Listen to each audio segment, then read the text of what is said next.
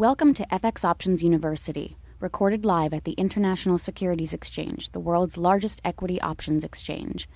Join the industry's top trading professionals as they provide insight and strategies for trading in the currency markets using FX options. So when you think of the global economy, think of there's always a balance somewhere. The money always shifts back and forth, and there's always got to be a global balance. One person's gain is another person's loss. In a world of beggar thy neighbor currencies, when everybody's trying to force their currencies down, it can't happen across the board, and we can't have everybody exporting without some global demand, and this is what this says. So this is a projection of negative 3.3% for 2010 in the U.S. If things were to turn around again or double dip again, this number would actually decline. And it falls into 2009 levels. That's that much more demand coming out of the global economy from the U.S. consumer. The U.S. dollar, because its deficits are decreasing, is not lubricating the globe, and that's always been the form of dislocations in the world economy. Again, this is very beneficial from a resource allocation to the U.S. It's very negative for the global economy in terms of growth. In this cycle, at this current phase of this cycle, and probably for the next year or so, the U.S., given its relative undercapacity growth compared to the other competitors, the major driver of the dollar will probably be risk and a bad outcome going forward. We don't necessarily see the U.S. dollar moving on growth, and I'll get to that in a second when we get into the three policy choices here going forward. But as you look at this stuff and you see the current account improving, and remember the economists always used to tell us, boy, the current account in the U.S. has to improve because that's what's screwing up the whole global economy. Well, the reality is ultimately it can be a good thing when the U.S. current account improves and the U.S. saves more instead of consumes more and starts to move reallocating a lot of that money globally and starts to move it domestically to rebuild plant and equipment. That's what ultimately we could see if the U.S. current account improves. The U.S. current account improves, it means there's more domestic savings available in the U.S. And less of it is spread from the U.S. out offshore.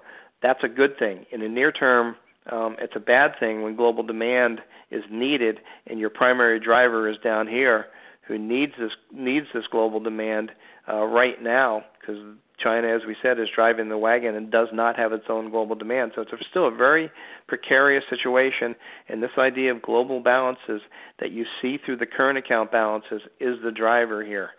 We're afraid that the current account could improve again in a very big way if the U.S. consumer goes back into his shell. Here's the current account deficit, again, on a longer-term basis, and just to give you some key points here. Look at this area around 2000 when the current account started to improve a little bit in here. We saw this was kind of a function of the NASDAQ stock market breaking down in a big way, and even this slight improvement, we saw some global dislocations in the economy. Then, of course, the Fed got busy and pumped more and more dollar credit into the world. The current account started to improve, you might notice here, before what was called the zero time of the credit crunch.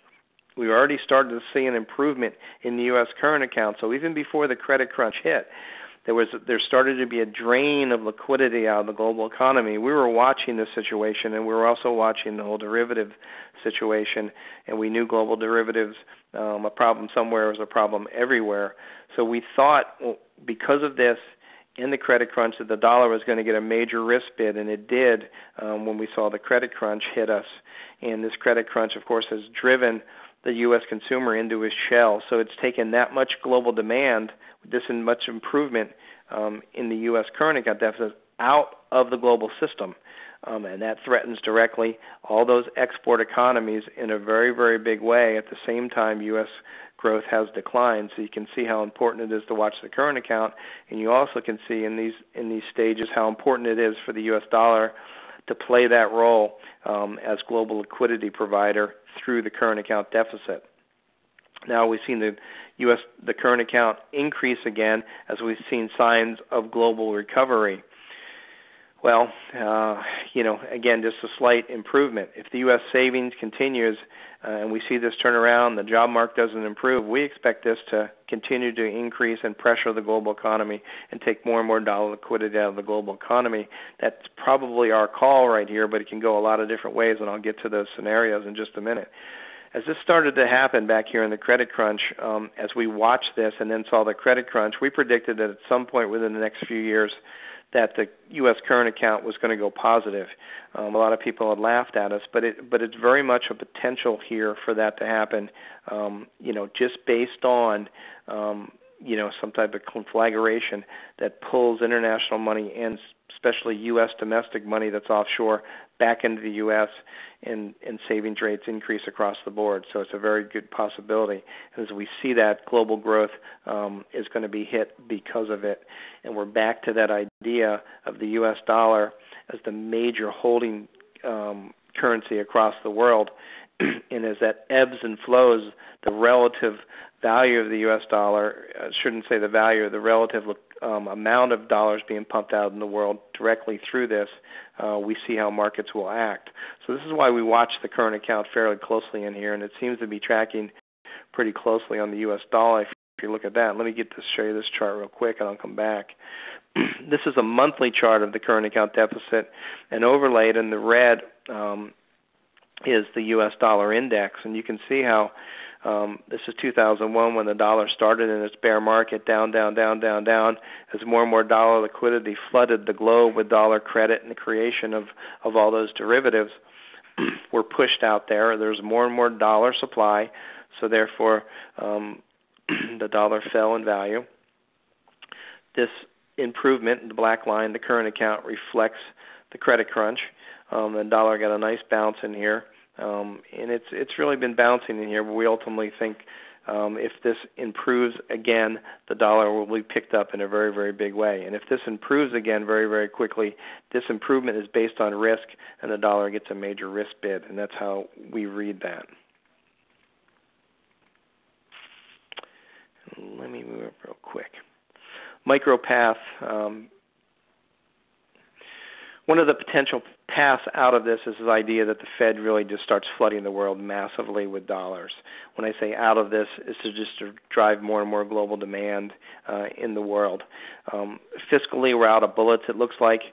The desperation Hail Mary pass of another $50 billion that Barack Obama talked about yesterday thrown into the markets, we're not sure the impact here, because it really is a reallocation from one taxpayer to another group, a chosen group that gets the money on federal infrastructure projects, as opposed to moving it into the private sector. So we're not sure that's going to help, but we definitely think fiscally we're close to out of bullets here. Standard monetary policy really is ineffective when rates get around zero. The Bank of Japan has proved that again and again. Standard quantitative easing measures.